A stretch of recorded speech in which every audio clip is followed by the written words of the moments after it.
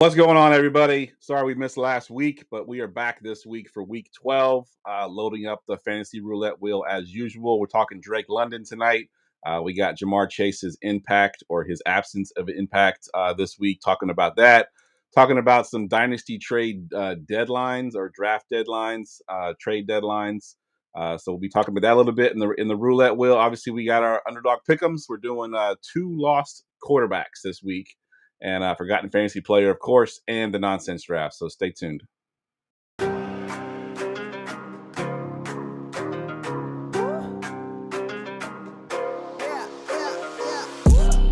Going for 2, kickers are extra, I give them the boot. Ooh, going for 2, sit back, relax while I grab me a brew. Ooh, now I'm reclining while putting my time and I'm ready to go.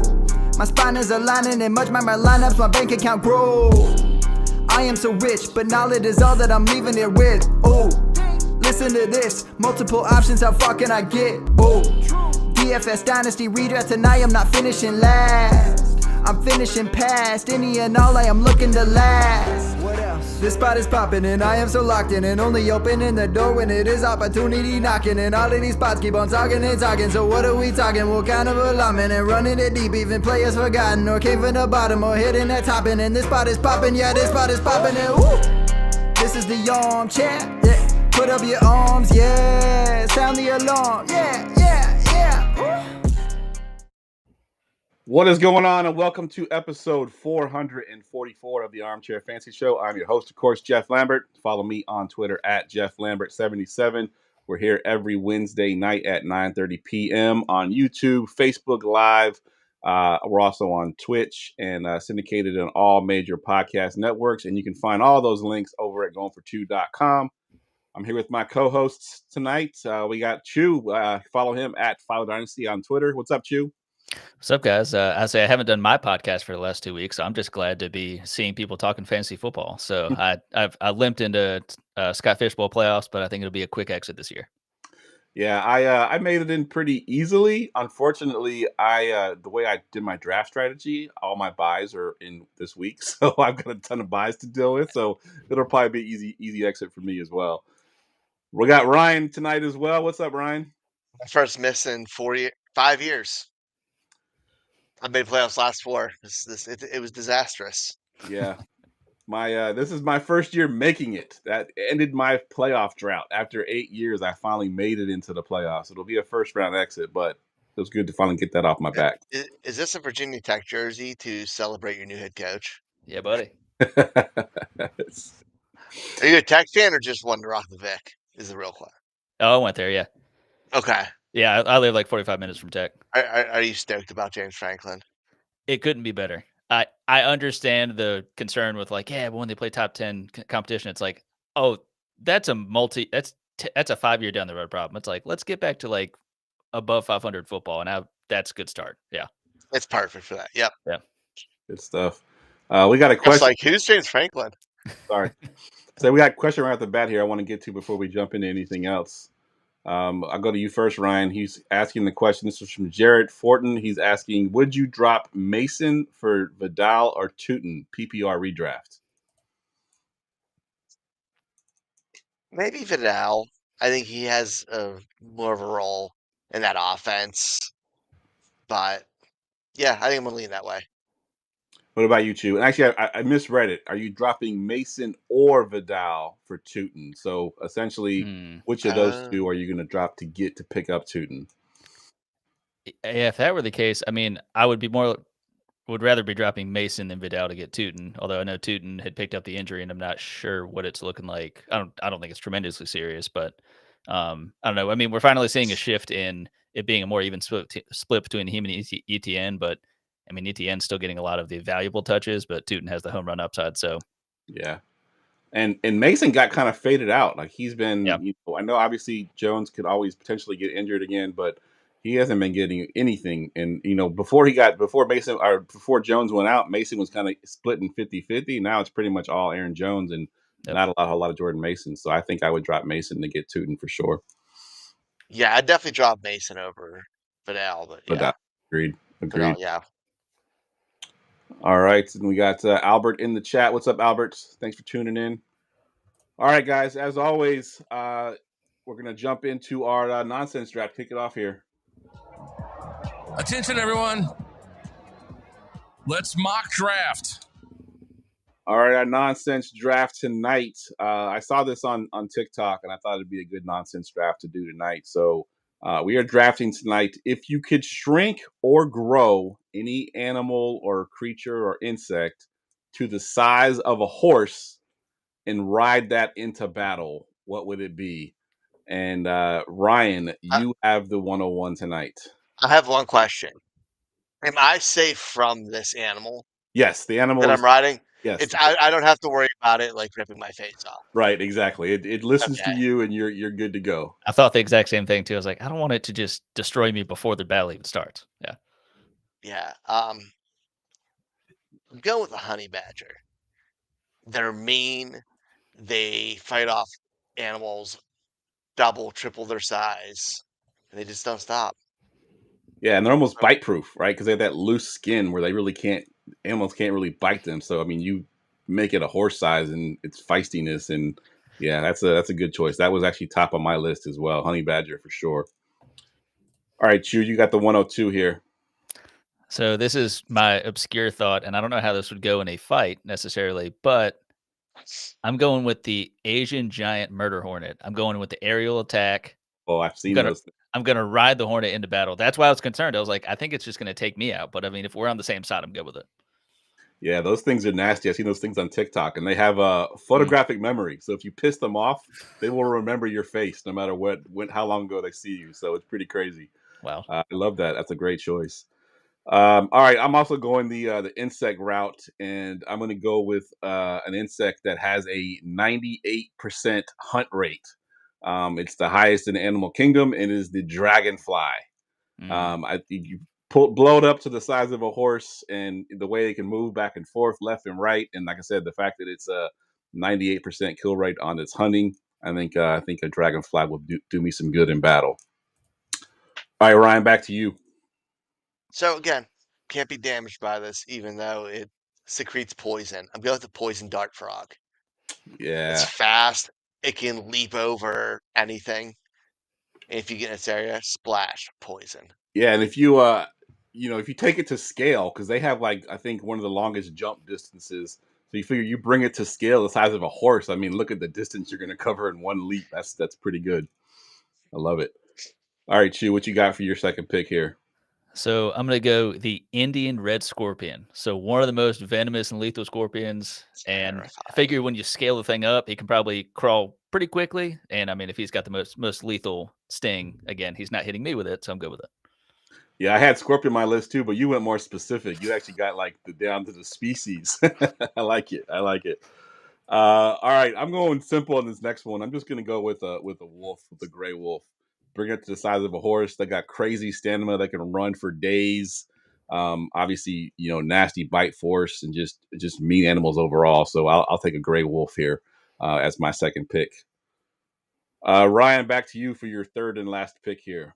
Real quick, before our first pick, we just had some breaking news. The Buffalo Bills are, in fact, benching Keon Coleman on Thursday. Oh, again, my boy. Shavers, here we go. Yeah, you had to break my heart. I know. I had to bring it up before I picked. So I'm going with the meanest animal, the most aggravated little terror known to man. We're going on a giant Yorkshire Terrier. They're mean, they're cranky, and you giant it up that little dog syndrome. Watch out. Yeah, that's hilarious. That would be quite interesting for sure. I love it. All right, Chu, what you got for your last pick? All right, so this will be my only scaled down one, but I think it'll still work well enough, is a rhino. I just kind of think, the act with the horn and everything and the charge, I think that'll still work. Not quite as well because it's going to be scaled down, but, if I need to just run through a battle and clear some space, I think I could do that. Yeah, I like it. All right, my last choice here is going to be kind of inspired by Lord of the Rings here, and I'm just going to go with a giant eagle. I'm just going to swoop down from the sky on some horse-sized eagle. I think that would be pretty devastating there. Their talons are huge already. Can you imagine scaling up to horse size? They'd be like picking up people and just dropping them randomly and across the battlefield. So that'll be my last pick there. All I'd right. like to see this battle happen. I'm imagining all these things scaled up. I'm like, this would be the craziest battle. Craziest battle for sure. That's a sci-fi movie right there. Yeah. Ryan, what are you going to say? Oh, I thought we were when you said Lord of the Rings, I thought we were about to have to teach you that dragons weren't real. They were back in my time, Ryan. Way back in the day, before you were born. All right, let's get to some fantasy stuff. We'll get to the roulette wheel. Let's get ready for Armchair Fantasy Roulette.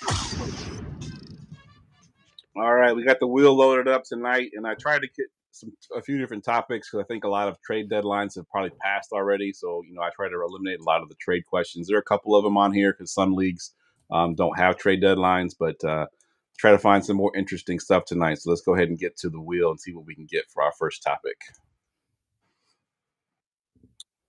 All right, this one is about Bucky Irving, and this one is from Ludi D. I can't pronounce that, so we're just going to say Ludi. What kind of production do you expect from Bucky Irving if he reverts to a 55% or no snap share player?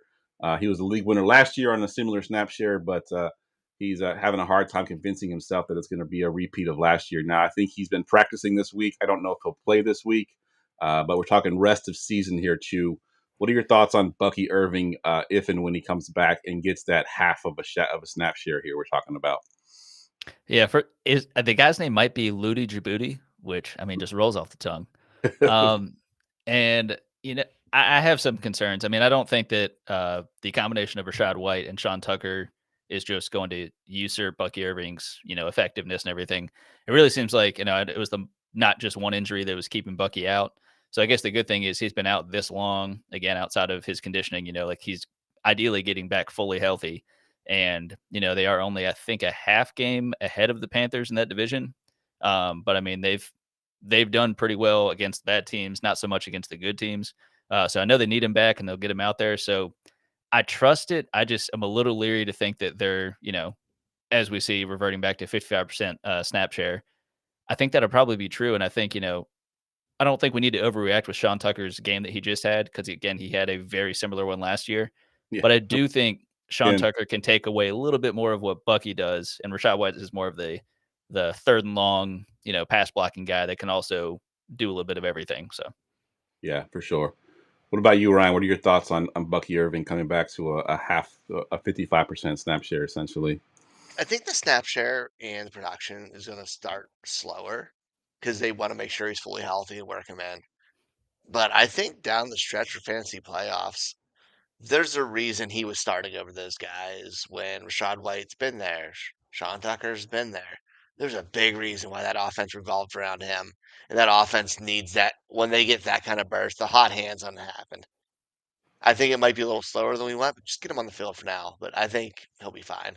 Yeah, I agree. I think if you've been holding Bucky on your bench for this long, you can't wait till he gets back. And, I do think he is very efficient, and this offense has been very good most of the season. So, that efficiency should not go away. So even at 55% snaps, maybe it gets up to a little bit more, especially if they get, down to the point where they need to get these wins to get into the playoffs or to secure the division. They might play him a little bit more than the 55%. So I think you're okay with Bucky Irving there getting to 55 and being super efficient. God, I need him back. Yes, same with me. I have him on so many teams. Yep, I do as well. All right, let's get our next topic on the board. All right, this one is from Johnny Blaze, burnt AFT3 rolling on Twitter. Is sending a trade to the last place team considered collusion? He sent Breece Hall and Sam Darnold for TreVeyon Henderson. The guy has no QBs this week, and he's fighting for a playoff spot and needed some assets. So what is your thought on this overall, Ryan, with as far as trading? The guy's been essentially eliminated from the playoffs. And he's trading with him, trying to improve his team. And the guy that's, out of the playoffs really is not really doing much of anything except to just hopefully spoil some hopes and dreams. So it's hard. Obviously, I think we're talking about redraft here because it's not even a conversation the other way around. Agreed. If the guy he's trading with's been active all year and tried to make teams, tried to be a spoiler, I get it. If it's like somebody who's been a ghost all year and is in last place because of that, that's a little bit different. But I think if it's somebody who's like been normal, it's fine. Yeah, I like that caveat. If they've been active all year, trying to win games, they just have been unlucky, and they want to continue, having fun to the rest of the season. If they're not playing for the playoffs, they just want to beat some good teams and potentially spoil their playoff hopes. I agree. I think that's a good idea. And then, if it's a guy that's been, not putting guys in on bye weeks, and he's been essentially like a bye week when you play him, that might be a little bit different. Yeah, and if it's a trade deadline, it should be early enough before playoffs where you have to be so bad to be completely out of it. Agreed. Like you can Yeah. still get a miracle. Yeah, absolutely. I think a lot of my leagues, I have it where you play. 'Cause I play all divisions, so the last 3 games of the season are all division games. So essentially, you can be a bad team going into those last 3 weeks. If you could somehow run the table on those 3 teams, you could leap up into your division and actually make the playoffs that way. What are your thoughts, Chew, on this situation with the last place team in the team for the playoffs trading at the end of the season? I mean, it is what it is because I mean, it's ultimately the guy that's trying to get that last playoff spot or one of the last playoff spots. They're obviously the one looking to trade and better their team. I mean, it's kind of just supply and demand of the other team is not. They don't really care, and it's easier to maybe say like in a dynasty league when you have your league rules, the pages of like, all right, how are we going to handle uh, trades and if people are tanking and stuff. You can't really necessarily tank and redraft, but I kind of feel like there's not really anything you can do in season to address things like this. It sucks in redraft because it's just after this year. It's like, all right, unless you keep the whole band back together for next year, just that's it. But I don't think this is so outrageous in redraft to where it's just like you can't let this happen. So Right. I think you just got to let it Right. go. And if it's a problem, just deal with it in the offseason and change rules. Yeah.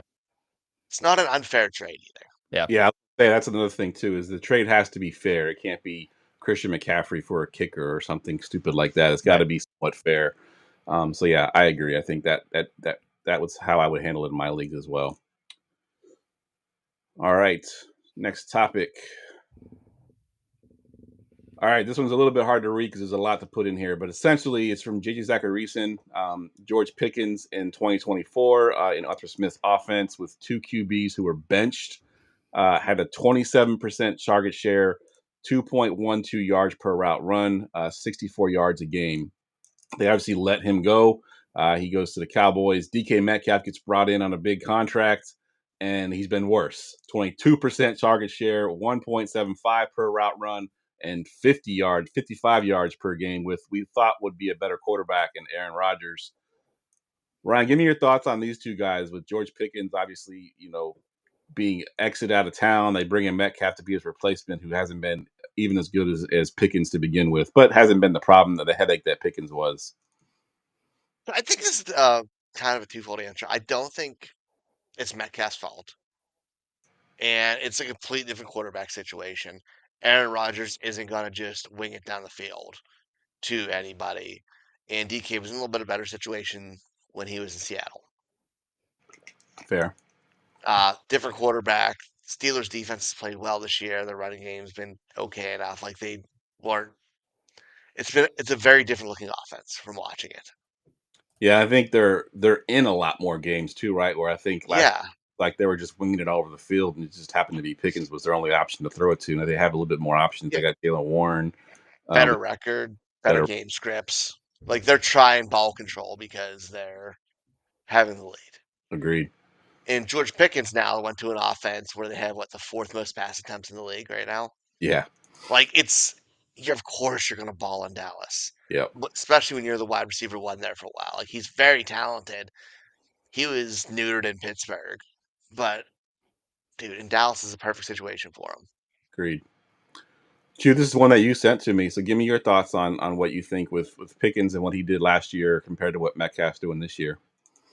Yeah, I mean, I didn't think it would go as well as it has for Pickens in Dallas. It obviously helps when CD was out and you had Pickens step in. That's the ideal scenario for him because that's the reason that you have a good number 2 and it's not just Jalen Tolbert or Kevontae Turpin or something like that. I mean, Pickens is the best number 2 that CD Lamb has had since Amari Cooper. And Pickens can do so much of the same stuff to where, again, with that passing volume for the entire offense, I mean, when CeeDee Lamb was out, it was Jake Ferguson and George Pickens filling the spot. Once CeeDee Lamb came back, it's been CeeDee Lamb and George Pickens, and Ferguson not phased out necessarily, but certainly has taken a tremendous step back. But I mean, yeah, what was he going to do in Pittsburgh? Like, he did what he could, but also I'm sure a lot of his antics and everything, it kind of left a bad taste in a lot of people's mouths as to, is he taking this serious, and is he really going to reach the potential we think he can? And I mean, it would not shock me that he does stick around in Dallas, whether it's being tagged or whatever they can do to keep him. I think Jerry's going to do it. And I mean, for DK, like, he's never going to be a, you know, like an Amon-Ra level target guy. I think his highest targets, I want to say, is like 140 or so, probably in his like third or something season. But he's mostly going to be 110, 120. They're going to be deeper targets. And I mean, he's going to have to get like double digit touchdowns to be like a viable, like closer to like top 20 receiver. And he's not even halfway there. I think he has like 5 or 6 right now. But I mean, he is what he is. And it's not a bad thing. It's just, it's not great, but Yeah. Rodgers' deep ball's doesn't work well with his deep threat ability either. Yeah. Like, it's kind of a miss. Yeah. I think the only thing that would really propel Metcalf is, Rodgers does throw the ball a lot, inside the 5 and 10 yard line. And, DK Metcalf is a big body receiver, and that's where Rodgers has been a lot. But I think the Pittsburgh Steelers would prefer to run the ball in situations like that. So he doesn't get quite the opportunities that he did when, when it was Rodgers and Devontae Adams. Yeah. And it was so just good like in red zone, peppering him with the targets, where I think they want to run the ball more in that under 10 zone essentially. So that could hurt Metcalf in that sense as well. All right, let's get to our next topic here. All right, Shedeur Sanders will get his start this week. Obviously, we saw what he did last week. This is not really a fantasy question as far as Shedeur Sanders goes, because I don't think anybody in their right mind is going to start him in this game. I'm just curious, looking at it from a dynasty perspective, Chew, what kind of things do you need to see from him in this game and going forward if he continues to start that would give you hope if you had drafted him in a rookie draft or something that would give you hope that maybe he can be something more than just a backup quarterback?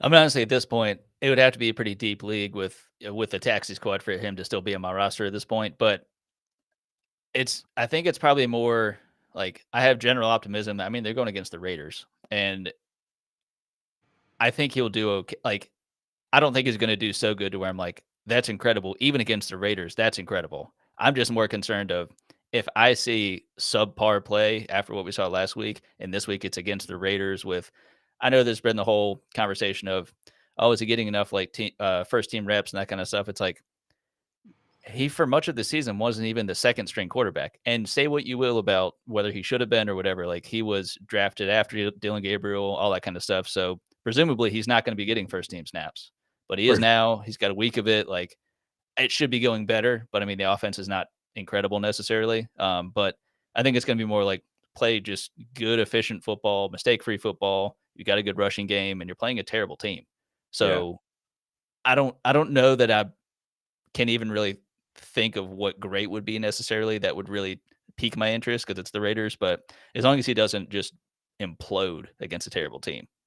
Yeah, one thing I will say with him starting this week, and obviously not starting last week, is game planning, right? I mean, this week they know who their starting quarterback is, and they're going to game plan around what he does well, as opposed to what Dylan Gabriel did well. So they came in the middle of the game last week. They couldn't change their whole game plan based on that. So there is that opportunity for that. We can simplify the playbook a little bit for him, do things that are his strength is at. Obviously, try to run the ball a lot more, because against the Raiders you can do that kind of thing. So that, I think that might be a little bit of a help for him. What about you, Ryan? What do you need to see for this game or for the rest of the season to improve your thoughts of him for Dynasty? So I just want to be solid. Like, I want to see him show he's a capable starting quarterback. Like, 225, 2-1. I'd be completely okay. No more. If he could keep under 2 turnovers, that'd be awesome. I think it's a good sign if he can show you can protect the ball. Don't play out of your have a couple run or two. Nothing crazy there, but like, just play solid football. and put your team in position to win with that defense. Yeah. And I think you have an actual conversation to stay at the start of this year. And if you can do that, Cleveland isn't in great shape to get a quarterback next year unless they draft somebody again, because they already have, 5 quarterbacks under contract Yeah. for 48 a year. Like, they can't afford it. So he could play good, solid football to make that team be in games. I think you have a conversation. Yeah. Do you think the narrative, Chew, would have changed at all if that pass he threw to the end zone that was caught for the touchdown and they won that game? Even though it only given one extra completion, it would have been that touchdown catch that potentially could have won that game for them. I would say so. I mean, certainly when you kind of spin the narrative of the impact of that one catch, I can see how that's a pretty easy sell. When you're going on ESPN or whatever, that's a very easy thing to kind of point out, how much better it kind of ended for him. So, I mean, Right. that's kind of where here it's all right, you've got this full week. I know it's just a week, but it's you. We know it's you. Things are going in the right direction, but what can you do with it? Right. Yeah. Agreed. All right. Let's get to a new topic here. All right. This one's from Taco John on Twitter. What are you doing with Terry McLaurin? I have him on a few rosters, but wondering if he's even worth holding on to at this point. One team is a lock for the playoffs. So, Ryan, talking about Scary Terry here. You've had him on your bench on redraft for a while now. Obviously, they don't have Jaden Daniels anymore. That offense doesn't look very good. Is he droppable at this point in a regular 12-team league? Hoping I have an IR spot, but it's not looking great with his injury, and I wouldn't be super surprised if they're not contending for anything that they don't play him and let him get healthy for next year, for when Jay Daniels is healthy for next year. So I don't love dropping him, but if the right person was on free agency and I could get a possible starter, I might. So let me just ask you the hot name here: Michael Wilson or Terry McLaurin? I think Michael Wilson, with especially Harrison going out now and then throwing as much as they are. I think I'm going with him, but yeah, that's where we're at this year. Yeah, feels gross. It feels gross. I didn't want to say it Yep. because I'm a Terry McLaurin guy. I didn't want to say it, but yeah. I have another one that's gross, but I think opportunity-wise, it's interesting. So it'll be McLaurin or Mooney. With Kirk Cousins too, who Kirk Cousins had a good connection with Mooney last year. I think I'm still going Terry. I think Yeah. Mooney, he's had obviously almost 10 weeks now and hasn't been great. Kirk Cousins hasn't looked good when he's played, so I don't know if that connection comes back or not. I'd prefer to bet on Terry coming back and being somewhat decent. Yeah. I feel like we just hate Darnell Mooney on this show. Yeah, for sure. Any other thoughts on Terry McLaurin, Chew, that you want to add to what Ryan said?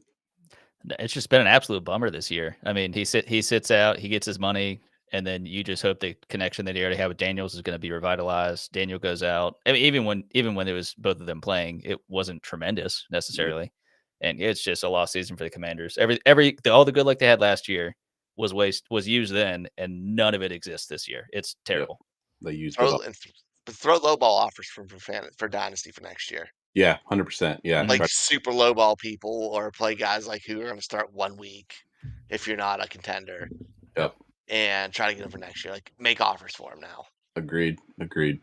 He's one of those guys that I think is going to be motivated by the lack of a good season. He's not one of those guys to rest on his laurels. Oh, I got my contract, I'm good now. I think he will spend this whole offseason trying to be that much better next year. So I think he's someone you definitely want to buy into if you can get him. All right, let's get our next topic here. All right, sticking with the wide receivers here in the struggling years, is A.J. Brown washed? This one is from Snickle Fritz Picks on Twitter. We'll go to you first on this one, Chew. A.J. Brown, is he washed? Oh, not the Snickle Fritz. I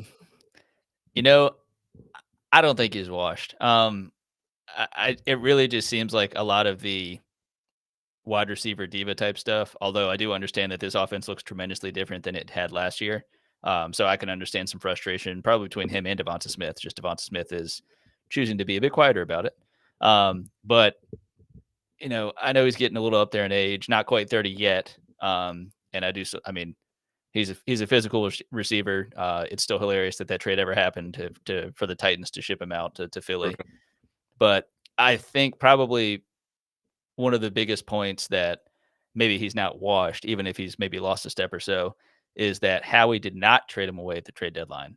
And I'd be hard pressed to think he was not getting offers for him, but for all of the swindling deals that Howie has been on the better end of, I guarantee he could have traded him. And he chose not to. I do think he gets moved in the offseason once they have time to kind of look at everything, get a better deal. But I think people were hoping to take advantage of him, and Howie said he's good enough to hold on to because we're going to make the playoffs and we need him. Even if he's not what he used to be, we need him. So he's not washed yet, but he's getting there. Getting there. What about you, Ryan? What are your thoughts on A.J. Brown? I don't think he's washed at all. I think this Eagles offense just doesn't care. Like, A.J. Brown essentially gave up a Hall of Fame career. Like, that kind of talent in his start he had to go get a Super Bowl. And now he has it. He wants the ball, and he wants to continue getting it. They're just not doing it. They don't throw enough. That offense isn't explosive enough. The running game's not working, so the passing's not. Maybe one could go the other way. I don't know. But he needs out of there, and I don't know if they'll do it.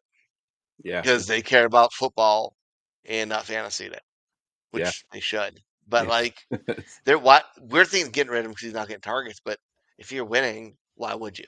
Yep. Yeah, and I wonder if there's things that we don't see, like as fantasy players. Like, is he blocking downfield for Saquon Barkley? Is he, drawing double teams so that Goddard can get open? That kind of stuff that that we don't see necessarily, from fantasy perspective. And one thing I will say, going back to what you said, Chu, about him being a physical receiver, a big receiver, a lot of times when those guys get up there in age, the thing that kind of keeps them fantasy relevant is the red zone targets, the jump balls, and because they are big and physical. But you got a team like the Eagles that have Saquon Barkley and Jalen Hurts down there. They don't have to throw those jump balls, right? It's just push or give it to Barkley. There's no reason for him to get those kind of targets. So that kind of hurts his value a little bit there as well. Hell, even Dallas Goedert. I'd be furious as a receiver if I've been seeding touchdowns to the tush push and then they just start doing shovel passes and handoffs to Dallas Goedert. Like, dude, give me the ball. I'm bigger and stronger than the guy that I'm across from right now. Please give me the ball. Yeah, agreed. All right. Oh, that one popped up again. Let me close that one. I must have not deleted it. Let's try that again. That's it. That's familiar. Oh, I did that one too. I'm off my game tonight. I'm not deleting these off the board. All right, here we go. See if we remember what we said. Yeah, repeat it. So this one is from Sleeper NFL on Twitter, and it's a simple question. Who would you rather have in Dynasty, Trey McBride or Tyler Warren? Ooh. And I'll go to you first on this one, Chu. No question, McBride. Not a prisoner of the moment, even though he's having a ridiculous year right now. I mean, he's on pace for what he did last year in terms of receptions and yards, but he already has 7 touchdowns. Yeah, he has 6 touchdowns the 3 previous years combined.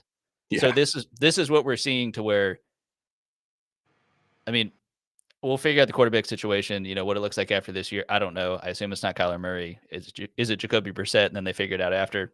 We'll figure that out. But he is proven to be a top tier, if not the top tier, tight end in Dynasty, redraft, whatever you want to call it.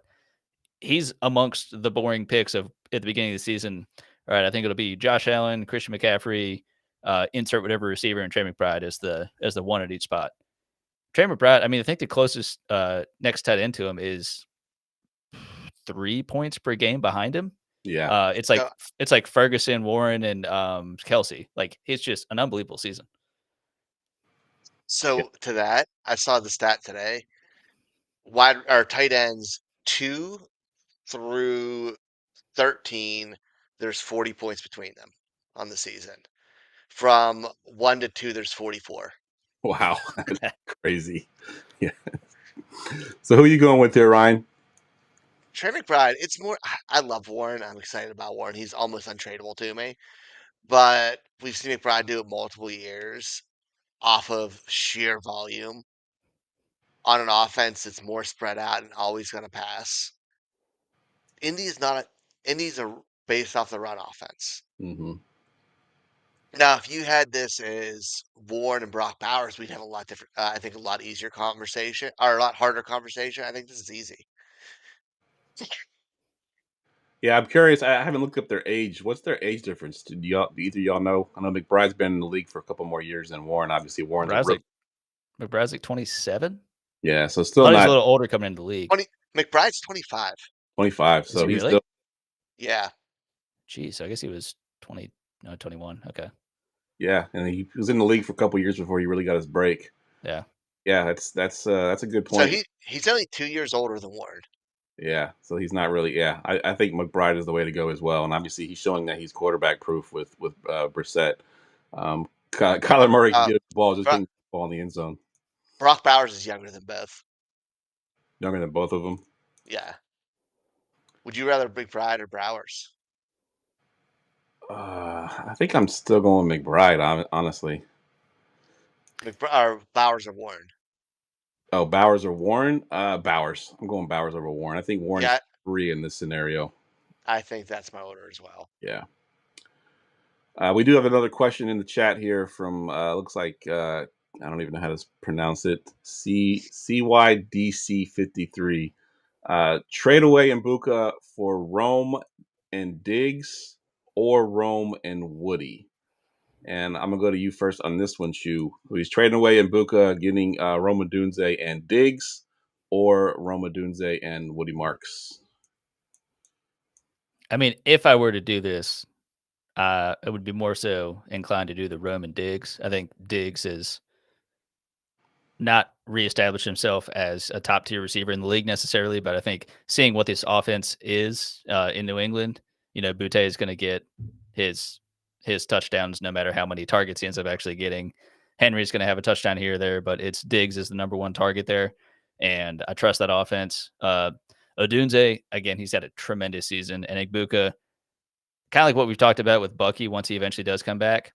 I am interested to see what the offense looks like. It doesn't mean Igbuka gets phased out by any means at all.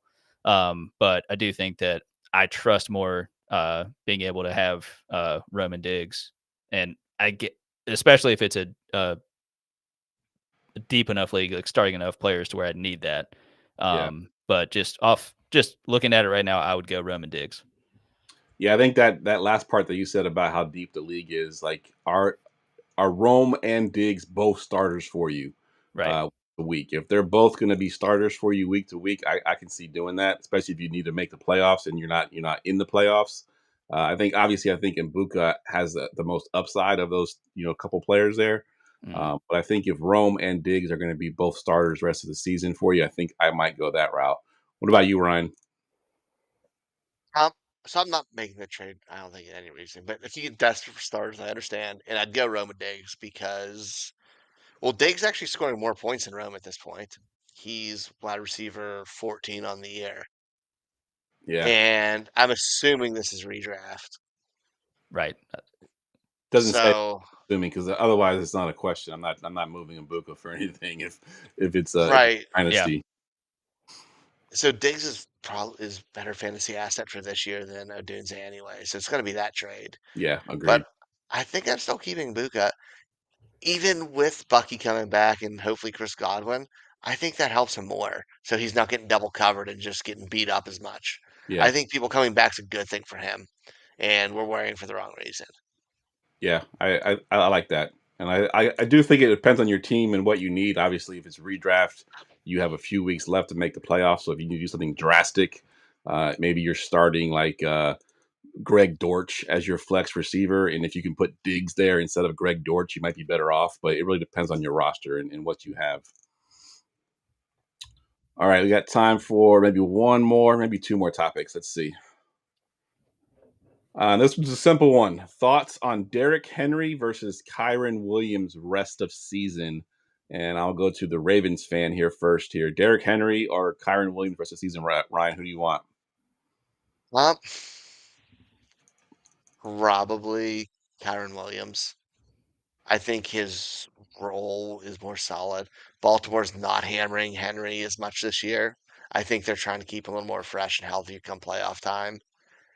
And the whole offense doesn't revolve him. Kyron Williams is still thriving, and his touchdown numbers are down from last year, which in a heartbeat could jump with how good that offense is. Yeah, good call. Chew, what are you going here with Derrick Henry or Kyron Williams? Kyron Williams for sure, man. It's a little tricky because in the fantasy playoffs, I think it's week 15 and 16, a little bit tougher matchups. But, I trust him. I trust that offense as a whole, especially to get them in scoring position to where they clearly trust Kyron Williams. No matter all the nonsense that they were saying at the beginning of the season with, we got to get he and Blake Corum, it's a 75-25 split or whatever it is. You can do the snaps of however you want to, but like the touches and the valuable touches and the fantasy points and all that are going to Kyron Williams. Good stuff. I think I'm going to contradict both of you, actually. I'm going to go with the Derrick Henry side. And I think what Ryan said about, them saving him for the playoffs makes sense. But I think the Ravens are in the playoffs right now, right? They need to win a lot of these games to end the season to make the playoffs. So they do. They got to win out, essentially. They can lose maybe 2. Yeah, exactly. And we have a name for Derrick Henry on my Friday show, my DFS show. When it comes to December, we call it D-Hember. It's D-Hember for Derrick Henry, and he seems to always pop off. If you look at his splits for December when it gets cold, and teams aren't passing it quite as much, and Derrick Henry's out there just beating you 260 pounds over and over and over again. Guys get tired; they don't want to tackle that anymore. He has a pretty monster December, so. I'm going to lead Derrick Henry and hope that he can continue that path of dominating in December. I hope you're right. And yeah, hater on my own team.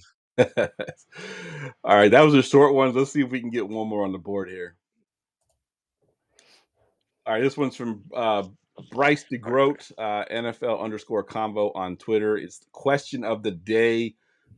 Should a 2-9 team that has, we kind of did this one already, I guess, that has 0 chance to make the playoffs, make trades?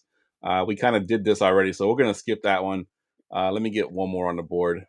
It's just unwritten rules right there of like baseball. Yeah. All right, I have Drake London in 3 leagues. Thoughts on his rest of season outcome? Does he play again? And how far does his ceiling drop with Kirk Cousins? We'll go to you first on this one, Ryan. I'm still keeping him. I think there's gonna be maybe a drop off with Cousins, but I trust what he's done lately. Like he showed nothing but upside since he's been a starter, and he's thrived with Cousins. He's thrived everywhere. I think he'll be fine. Did I miss something? Is it a chance that he's out for the season? I haven't heard that it was that serious. No, I thought it was like a week. That's what I've been hearing too. But I've seen multiple places now people asking about, is he going to play again this year and that kind of stuff. And I hadn't heard anything other than the potential that he might not play this week. Yeah, I just heard this week. I didn't hear any of that. Yeah, I'm looking at it now. I guess he's definitely going to be out for week 12. But Raheem Morris says he hopes Drake London can play week 13. So that's a little bit scary, but definitely out this week. What about you, Chew? What are your thoughts, Drake London, rest of the season, and how much does Kirk Cousins hurt him? It certainly hurts him, but Penix has had his ups and downs thus far, and obviously he's officially out. But in the hopes that if he has to miss 12 and 13, if that makes him feel that much better, that he'll be back and ready to go. Not really playing for anything necessarily, but he is far and away their best receiving option. Pitts has been good, not great. Moody's been pretty disappointing. Casey Washington, I don't know if Ketterall Hodge is still there. Like, there's not much else there. It's Drake London. So, if he's able to be healthy and go back there, the targets will be there. It'll just be maybe disappointing what he's able to generate after that with Cousins' noodle arm and that kind of stuff. So yeah, exactly. There probably won't be as much scoring involved either. Won't be as much. Do we think people think they're just throwing the season at this point, and they're just not going to bring him back for that? I think that's the news is. Yeah, maybe that's what. They're just we're going to shut him down because we have no chance of the playoffs, and we want the best draft pick available. Well, the Rams have their pick, so the Rams are about to have the. Oh, if they yeah. win the Super Bowl and have their top 5 pick, that'd be awesome. You know what? Then I think they'd want to win as much as possible. Yeah, try to hurt the Rams as much as they can because they definitely got a shit end of the deal for that. Yeah. Well, they made a mistake. Yeah, for sure. That's on you, bro. You draft running backs in the first round and make dumb trades. Yeah. Unfortunately, that's what happens for sure. All right, it is time now for our prop bet of the week. Prop bet of the week. All right, as usual, we do a theme on our prop bets. We do it on Underdog. Obviously, we do Underdog as our sponsor here. So make your calls, hit your picks, and win big with Underdog Pick'ems. Sign up using our promo code GF2 and get up to $1,000 in bonus bucks. That's free money to start picking and winning today. Today's theme is going to be 2 lost quarterbacks. Essentially, there's 3 teams playing this weekend that their teams only have 2 losses, and we're going to look at their quarterback and pick a prop from that. And Chew, you get the 2-loss Indianapolis Colts with Daniel Jones, whose line actually just went up again. It was down before the show. I originally wrote 242, and we did the show before pre-show. It was 240. Now it's back up to 244.5. So higher or lower 244.5. Well, I'm concerned about the security of the show then, because being in the green room, I think they heard my optimism and bumped it up 4 yards. Yeah, for sure. We got a leak somewhere. Ryan, you had your screen off on the pre-show. Were you listening in? Of course I was. No, I mean, on the season, so he's got 32 attempts a game, 266 yards per game. I know that he has not been on a hot streak the last couple of weeks, and of course, has had the bye as well. But I trust that it's going to be over. When it was 242, I felt good with over. 240, felt fantastic about over. So I don't feel quite as good with them going up 4 yards from there. But I do think he's going to end up probably in the 250, 260 range. So a little bit maybe closer than we'd rather have to deal with. But it's Chiefs defense, they're not really creating a tremendous number of turnovers. And I think that's kind of what's been Jones's undoing when things kind of just fall apart. I'm not saying they have a terrible defense by any means, but if they haven't done it thus far, and I think if the Colts are kind of staying on track, first in the division, and can lean on that rushing attack, Jones can play an efficient brand of football, can get the ball in the hands of all of his pass catchers. Everybody's healthy as far as I know. I feel good about him hitting that and going over. Yeah. All right. So we're going higher on the 244.5 for Daniel Jones. Ryan, you get the 2-loss New England Patriots and Drake Maye. He's at the Bengals and surprisingly been very good on the ground. So we're going to take his rush yards, which was at 23.5 when I looked at it. Let's see if it's changed before I give you the number here. Drake Maye actually has gone down a little bit. So higher or lower 22.5 rush yards. Just because he's a Patriots quarterback doesn't mean he can't run and is not athletic. For sure. So I struggled with this a little bit because he's done it 5 times. He's hit this number 5 times this year already. And the Bengals have given it up 3 times this year.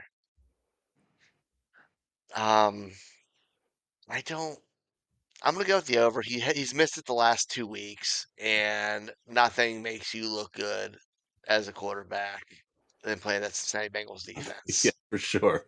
My only fear is that his receivers are going to be too open where he won't have to do it. Yeah, that is true. But that's what I was really going back and forth on. But I'm going to say over because he still had 7 rush attempts the week before, 4 last week.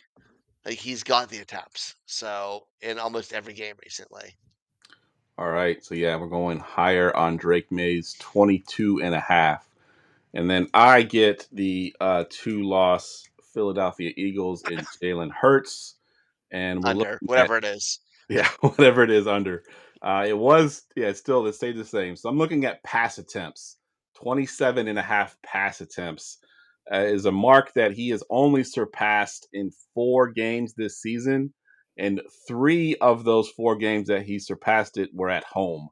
And he is actually going to be on the road in Dallas, which Dallas's defense looked a little bit better this past week. I know it was the Raiders, but they did get some pressure on the team. And I don't know if Hurts is going to get to that top pass numbers. I think if there were like a lot of turnovers from Dallas and that kind of stuff, he might get up there. But 27.5 is a lot for Jalen Hurts. The fact that he's on the road also hurts him a little bit.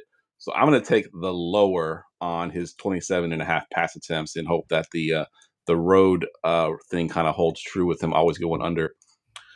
All right, let me recap it. We got Daniel Jones at 244.5. We're going higher on those pass yards. We got Drake Maye at 22.5 rushing yards. We're going higher on the rush yards. And Jalen Hurts, 27.5 pass attempts. We are going lower. Let me drop my $5 on there before they change the odds on us again. Playing $5 to win 30. And there it is. All right. Again, y'all, that is Underdog. That shows you how easy it is to play. Use our promo code GF2 to get up to $1,000 in bonus bucks. Just go to Underdog, the app, or you can go to underdog.com to sign up and use code GF2 when you make your deposits. All right. Now it is time for our favorite segment of the night. Get ready for GoingFor2.com's Forgotten Fantasy Player of the Week. All right, for those that watch the show regularly, I think Q, the last time he was up with the Forgotten Fantasy Player, we got it in Ryan got it in like 2 or 3 clues. So he promised me that he had a much tougher guy tonight that's going to stump us a little bit more. So Q, give us your first clue here for your Forgotten Fantasy Player. And I will say, in my studies of this player, I found someone even more difficult, but I thought I should just stick with this one. So we're staying in the running back realm. He was drafted in 2009 in the 7th round out of Liberty University. 7th round, Liberty University. 7th. The school is Lewis.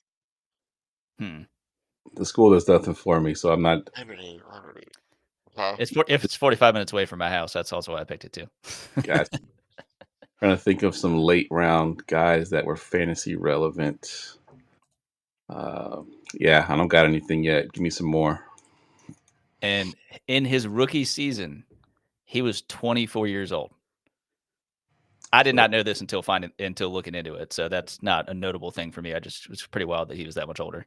Imagine drafting a 24-year-old running back from Liberty. Yeah. Holy cow. Okay, keep going.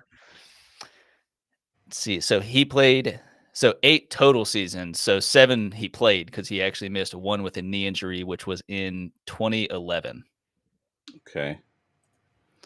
And he played for 3 total teams. 2 were AFC and 1 was NFC. So he was drafted by an AFC team and finished his career in the NFC. Finished his career in the NFC.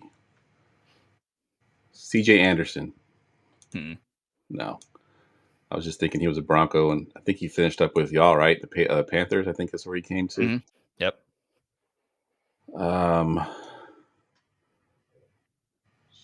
Did you start with the AFC team, or did you start with the Started. It was AFC, and then last was so it was okay. Yeah, 3 years with that first team, 1 year with the second AFC team, and then last 3 years with the NFC team that he's probably most known for being on. Okay. The NFC team? Yeah. He was in for 4 years. 3. 3? And those were his most productive. He was reasonably productive in that with the second AFC team, but he was, most known for his production with the last team in the NFC. If he was 24 when he got drafted and he didn't get production until his last 3 years, so he was an old running back that kind of broke out late. I'm just trying to think my thought process here, like thinking like of running backs that fall into that category. And not Justin Forsett. Do you want me to clarify what breakout would mean? So sure. He never had 1,000 rushing yard season, but he had 2,000 scrimmage yard seasons, and they were not consecutive. So it was when he was with that the second AFC team, he had one there, and then he had one in his second year with that NFC team.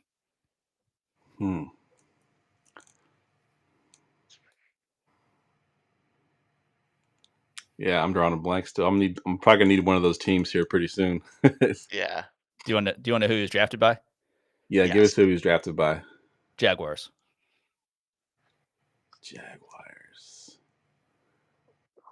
Jaguars. And then finished up with the NFC. Well, I don't want to say Wendell Smallwood.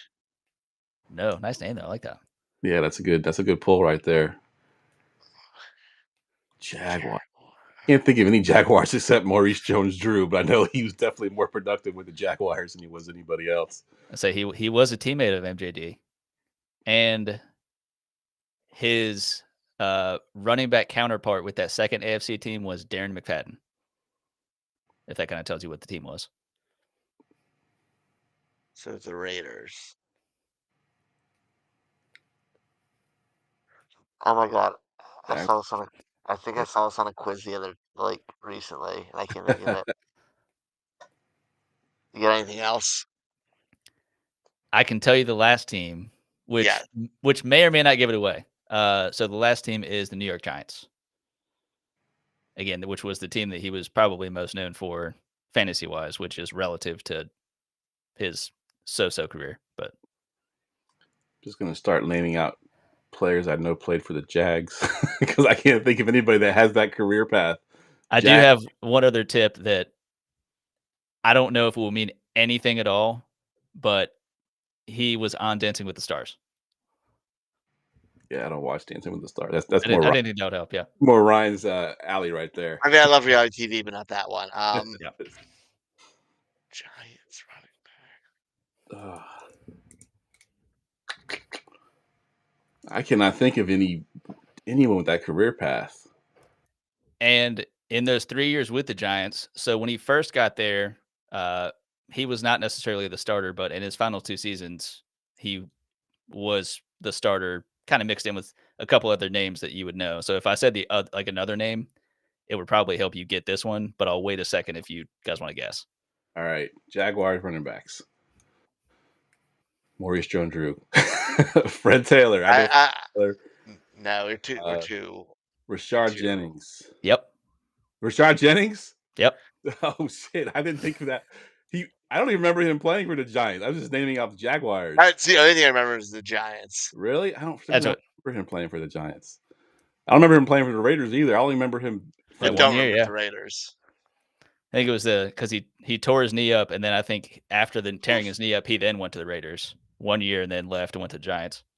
Wow, Rashard Jennings, good pull. I like that. That was an awesome one. I at least got more clues into this thing this time. Yes, for sure. That was damn near stumper.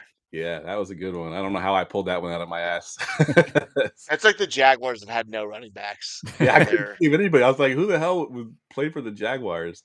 Real quick, we got one more in here. One more question I want to get to before we get out of here. This one's from Galaxy Pictures. Trade CD and Marks for JSN. Roster is JT, Judkins, Marks, Harvey, Tootin, Lamb, London, Adunze, and Diggs. So he's basically trading CD and Woody Marks for JSN. Ryan, what do you think? I wish I knew if this was Dynasty or redraft. I'm going to assume it's redraft. I think has been here before. I'm doing it. JSN's so consistent this year, dude. He's so good. He is a league winner. Yeah. What about you, Chu? What are you going with? I'm a little hesitant to do it only because, I mean, realistically, like Judkins has started over Marks. Harvey should be. I know he had a tough start, but I mean, with Dobbins out the rest of the year, Tootin's hurt. So I would just be mildly concerned about the running back at that point. I mean, basically JT and Judkins as your starters, and Judkins has been a bit disappointing the last couple of weeks. I mean, you're not going to feel stupid for trading for JSN. Like that's not going to be a bad idea. It just might be what are your running back options on the waiver wire if you need to snag one. So can you get him like a Michael Carter or something that's kind of viable to play? But yeah, I don't know. Yeah, I think I'm making the trade. I think with that same caveat with the running backs being a little bit tough there with the the two like true starters, and then even Judkins is kind of wishy-washy. But JSN's just been too damn good. Like he's just been. I mean, even on a down game this past week, he still had a decent amount of fantasy points. And they had that ridiculous one-headed catch, which should have been worth more fantasy points just because he made that catch. But yeah, I love JSN, and I think I would make this trade. Especially if it's starting 2 running backs, unless there's like a crazy number of flexes. I don't know why it keeps doing that. It always does for me. But if it's only starting 2 running backs, does it do that still? No, it doesn't. Okay. Oh, that gave you the thumbs up on that. Wow. Yeah, if it's starting 2 running backs, absolutely. If it's maybe starting 3, I'd be a little leery about it. Yeah, for sure. All right. Good stuff, fellas. We'll wrap it up here. We'll go around the room. Give us your Twitter handle. Plug what you're working on. We'll go to you first, Chew. Twitter handle Father Dynasty, and website is fatherdynasty.com, which is the Substack, the podcast, all that stuff. And I am coming out with a podcast episode this week. So I was sick the first week and my wife had surgery the second, but I'm back on, and my son will have a segment as he's been complaining to get for 2 weeks. So nice. Good stuff. I love it. How about you, Ryan? What's going on? Same old. Find me on Twitter, Foss534. Find me here Wednesday nights. Find me over at the Rookie Big Board. I believe Thursday nights now they come out. They drop the episode. I don't know. You keep moving No, we record on Tuesdays. I think it releases on Thursdays. We don't do the live thing because we're not trustworthy. Things might be said that they should not. No, it's more consistency of time. Gotcha. And when we start. Gotcha. So yeah. Sometimes what we say too, but it's a lot of fun. You should check it. You should check it out. There's football stuff mixed within the chaos. Good stuff. All right. As always, guys, you can follow me on Twitter at JeoffLambert77. Make sure to check out all of our shows on the GoingFor2 Live Network on our YouTube channel, or you can find it over at GoingFor2.com. And of course, we're on all major podcast networks. For Chew, for Ryan, I'm Geoff, and we will see y'all next week.